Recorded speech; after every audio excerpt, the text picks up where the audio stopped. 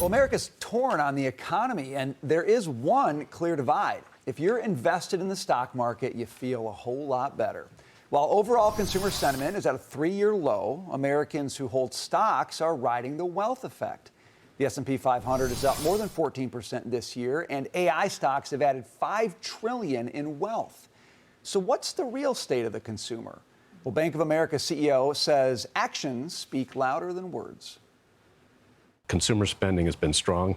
We've been telling people that as we went through the summer. They're often looking at what people say they're going to do versus what they're going to do. But you have to focus on what they're doing. And what they did in October was spend more money. And they book cruises and vacations and stuff, which is not consistent with what some of the polls say about their feelings. So always pay attention to what they do versus what they say they do. All right, so I get that, Charles. Watch what people do, not what they say. It does strike me that he's speaking very positively about the overall consumer here, though, and I wonder if he's overestimating the strength of that low-end consumer. The strength or maybe the weakness, I think, right? I mean, listen, it's even the stuff he talked about. Some of these cruise stocks have been pulling back a lot lately. You know, in fact, they all kind of peaked right after that big flush of cash, $2 trillion. You know, hotel stocks have been a little wobbly. Anything Vegas has been a little bit wobbly. This is one of my big problems I have with the Federal Reserve and economists in general, that they take these aggregate numbers and then they say the consumer. Yeah. You know, there's the consumer. The consumer is not 80% of this country is not participating right now in this wave. This wave of wealth. And yeah, listen, if you own stocks, it is absolutely amazing how well the market has done, and you feel good. And even if you don't own stocks, if you had enough money that when interest rates went up, when the Fed really got very restrictive, you put it in the money markets and made 5%. So, you know, you never missed a beat. You never missed a beat. So someone looking at a spreadsheet at the bottom line is like, whoa, the numbers keep going up. Let's stay restrictive, or the consumer is doing great. From his point of view, as long as the numbers on the bottom line are great, that's fine. But how they get there, I think, is where I have a lot of big problems. Jackie, you tell me what you think. I get nervous about the wealth effect, and I'm susceptible to it. If I have a good day, I'm more likely to go spend money because I think life is good for Brian. He's gonna have a good life. He's gonna make money. But your wealth effect is spending money you have on paper, right? And it's money that you've probably allocated to other things, and now you're putting it into consumer spending. It just makes me nervous. Do you look at the kind of the wealth effect spending happening in this economy and say it's a sign that we might be out over our skis? 1,000%. I think psychologically people will look at their investment accounts or their 401k. They'll see all that money on paper, and then they will start to feel more liberal with the actual cash that is in their bank account, or they'll be buying things on credit, maybe financing some of these big trips that Brian Moynihan is talking about. I don't know. I certainly know that's something that people do. And that's dangerous because, number one, you don't know what the stock market is going to do on a longer time horizon.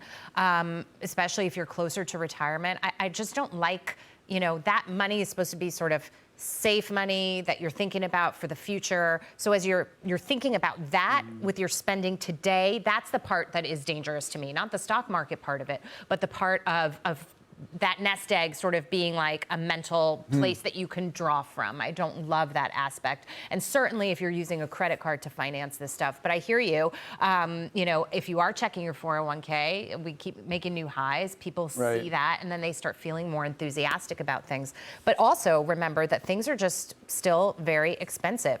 And while we talk about food prices or gas prices and things change, they move around. The commodity prices move around because of the human element, the service element of it. When a retailer that sells things that are grouped together or bundled together, a restaurant, right? They were able to charge, say, 20% more. They don't lower their prices because they're like, I'm getting away with charging 20% more. And so they keep doing it. And that's why prices overall haven't really gone down. And, you know, I'm not an advocate for overspending in any way, shape, or form, even when the market's up. Are we in a culturally tricky spot, Dagan, because of so many years of so much easy cash that you literally have a generation that just feels like there's always some way to spend now, and I'm going to do it? In terms of credit, my mother always said that kind of the arrogance of the young and the overspending culture started in the 80s when she started seeing 16-year-olds getting cars for their birthday, and that it became not just acceptable, but required to give large gifts that you borrowed money to purchase for high school graduation. And she always blamed the banking industry and the availability of credit. And so the easier it got, the more complicated the banking industry became, the more complicated the credit markets became, the easier it became to borrow, the kind of worse the culture got. And she wasn't blaming anybody, but she always had an issue with, how do I explain to my kids you're not getting a car? Like, you know. I'm laughing because my sister asked for a car for her 16th birthday because all of her friends got one, and my parents said no. And she burst into tears. It was such a hard day for her. My parents were like, suck it up, too bad. So my mom wasn't talking about families. She was talking about, she blamed the banking industry and the availability of credit that started in the 80s. But I wanted to talk about, you look at these consumer sentiment indexes.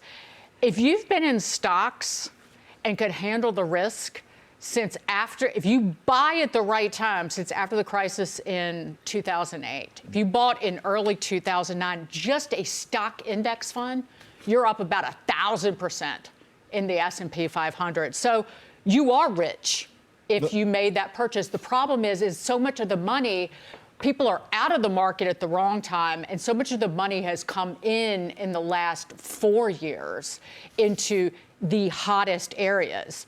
And it just begs the question of everyone tends to historically pile in at the wrong time. The bets are ill-timed, and ask the question now, if you're backing the truck up and loading up on high growth stocks, do you want to take a pause? Quick stats.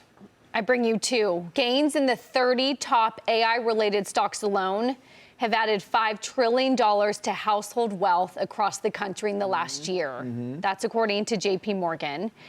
Other economists have found that people increase their spending when they increase their wealth effect, Jackie. For every $1,000 that your stock portfolio goes up, they spend $35 to $50 more than they otherwise would have spent. So there is some research out there showing that wealth effect is real. You feel good? Feel good? Put the money on the line. Let me tell you, though, since the 2000 bubble, forever consumer confidence and the S&P were together. And where the consumer confidence number peaked, we've never been back there. We've never gone back. The market's up exponentially since then.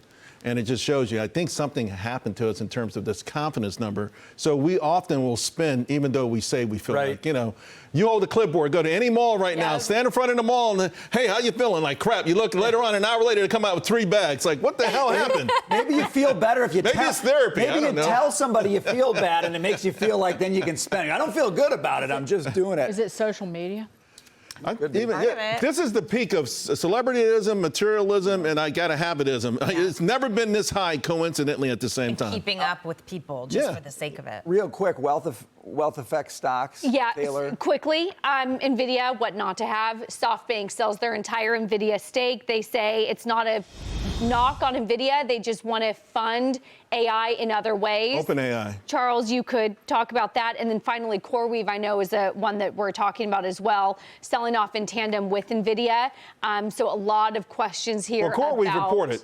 And yes. the margins are a little bit weak. Lower. There's some delays, they say, and so the guidance wasn't that great. But this stock, CoreWeave had a red flag about 3 weeks ago, broke 150 days, so there was a little bit of a red flag there.